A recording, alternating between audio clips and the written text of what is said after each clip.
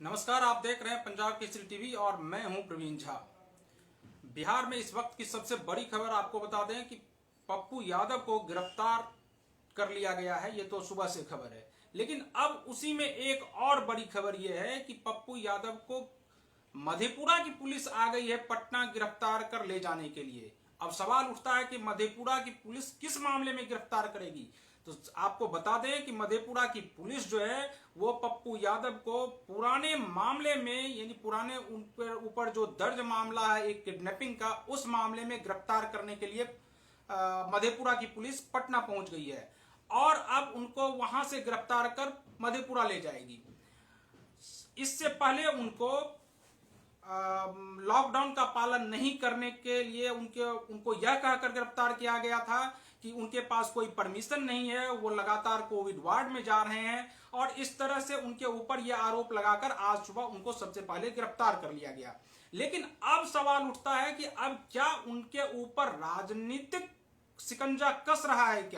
क्या बिहार सरकार उनके ऊपर शिकंजा कस रही है? क्योंकि जिस तरीके से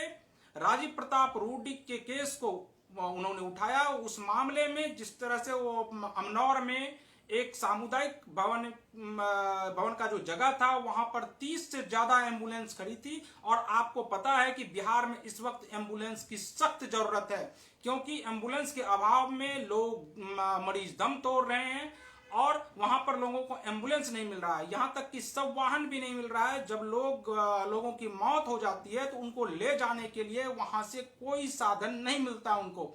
ऐसी स्थिति में जब वह 30 एम्बुलेंस वहां पर मौजूद था, उसके बाद से, इससे पहले भी आप देखे होंगे कि पप्पू यादव लगातार जा रहे थे, कोविड वार्ड में भी जाते थे, मदद लोगों को पहुंचा रहे थे, लेकिन उस समय तो उनकी गिरफ्तारी नहीं हुई। उस समय यह कहा भी नहीं गया कि उनको गिरफ्तार किया जाएगा, क्योंकि उनके ऊपर कोई मामला उस समय तक नहीं। क्या इससे पहले वो लॉकडाउन के नियमों का पालन कर रहे थे? सवाल बहुत जायज है, क्योंकि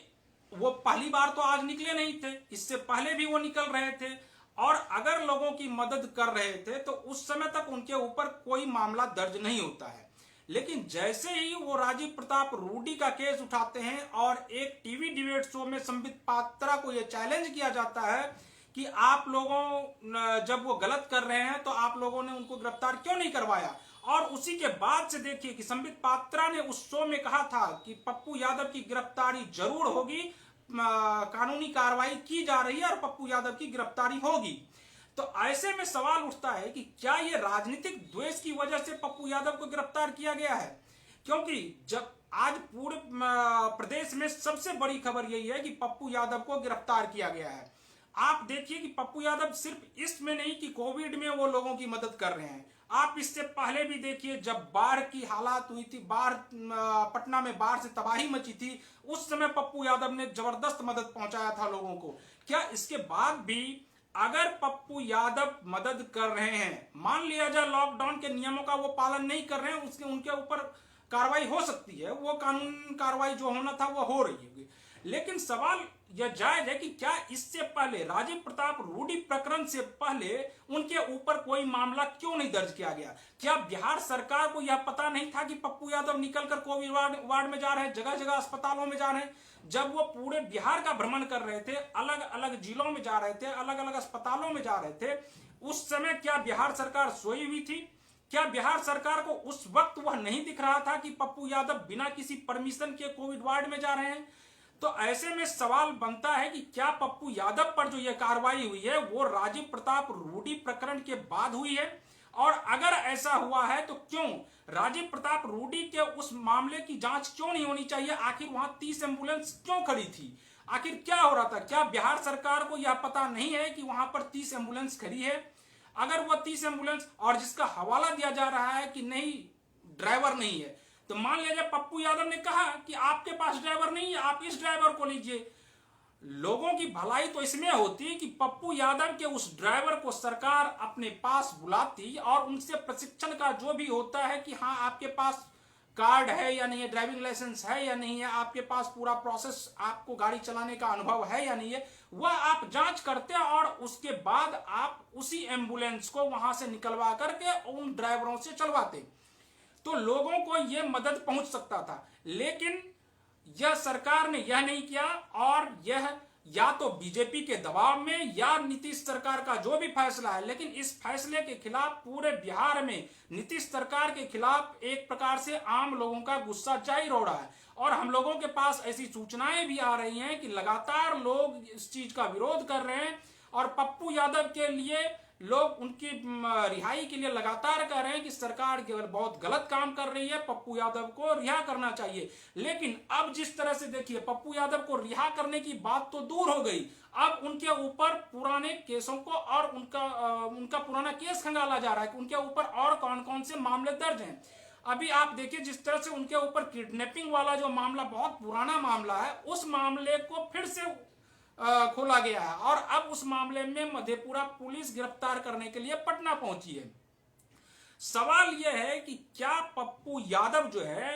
वो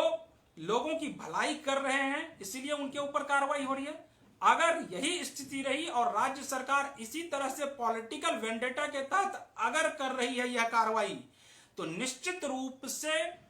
आम जनता में यह आक्रोश जगेगा। और जिस तरह से पप्पू यादव ने कुछ देर पहले लगभग 2 बजे के आसपास लोगों से यह अपील की कि आप लोगों को आगे आना चाहिए, और अगर आप लोग इस बार गिरफ्तारी देने के लिए आगे नहीं आएंगे तो शायद आने वाले समय में आप लोगों की मदद करने के लिए कोई सामने नहीं आएगा।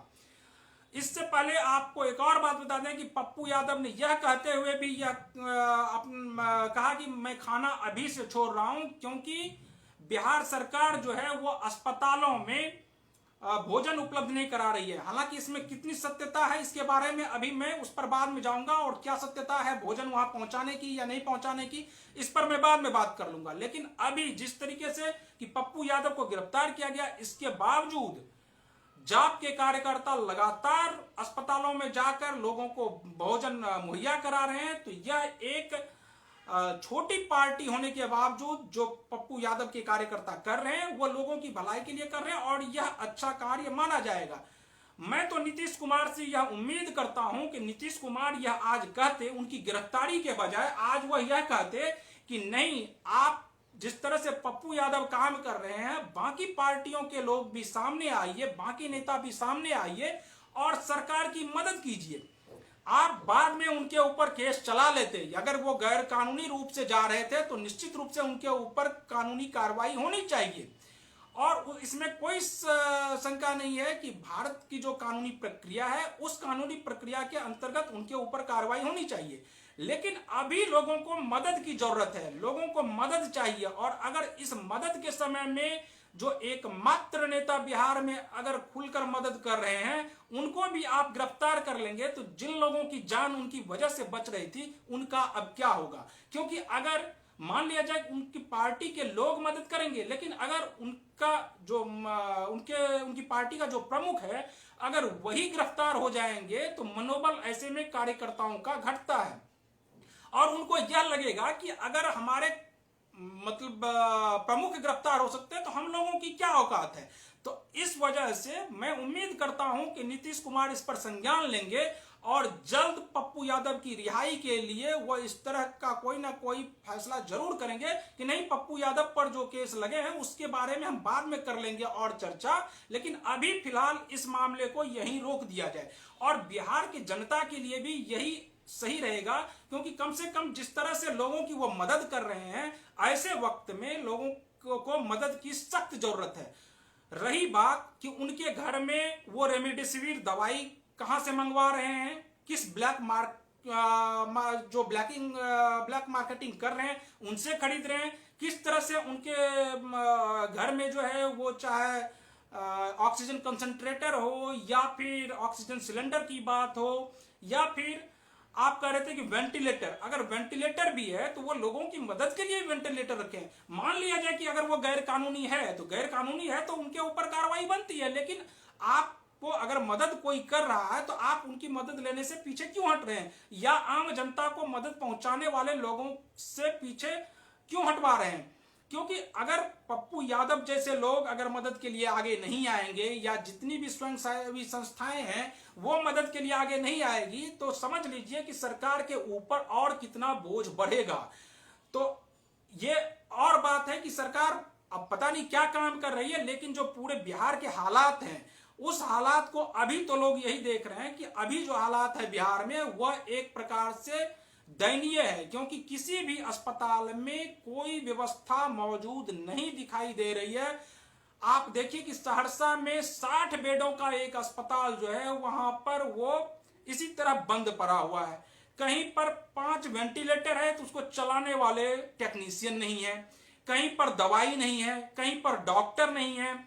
आप पिछले 1 साल से क्या कर रहे थे? अगर आपके पास डॉक्टर की कमी है तो आप आज जो निकाल करके कह रहे हैं कि डॉक्टर की भर्ती हम कर रहे हैं, ये आप पिछले 1 साल से कर सकते थे, लेकिन आप लोगों ने नहीं किया और लोगों को, आम लोगों को मरने के लिए छोड़ दिया। आप लगातार, आप पिछली बार आपने क्वारंटाइन का जो भी मामला उठा उसके बारे में अलग चर्चा हो जाएगी, क्योंकि क्वारंटीन का भी एक अलग मामला है। उसमें आप लोगों ने जितना खर्च दिखाया उसके हिसाब से लोगों तक वो खर्च नहीं पहुंचा। आप लोगों ने एक एक लोगों के लिए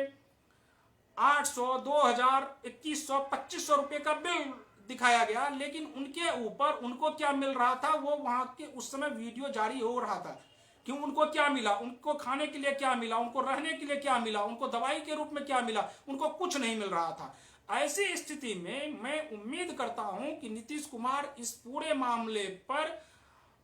हस्तक्षेप करेंगे और इस पूरे मामले में जिन पर कार्रवाई होनी चाहिए, जिनकी जांच होनी चाहिए, उनकी जांच नहीं हो करके अगर मदद करने वालों को इसी तरह से गिरफ्तार किया जाएगा तो प्रदेश की जनता निश्चित रूप से सरकार के खिलाफ बगावत कर देगी। और यह सूचनाएं आ रही हैं, मैं इसलिए इस बात को प्रामाणिकता के तौर पर कह रहा हूं और एकदम मुखर होकर कह रहा हूं कि यह सूचनाएं हम लोगों के पास आ रही है, बहुत जगह से आ रही है कि जिस प्रकार से यह सरकार दमनकारी नीति पर चल रही है यह सरकार के लिए सही नहीं है। तो सरकार, मैं उम्मीद करता हूं कि सरकार इस पर विचार करेगी। आपके पास मैं इस मुद्दे पर और कुछ देर बाद फिर से हाजिर होऊंगा, लेकिन अभी दीजिए मुझे अनुमति। नमस्कार।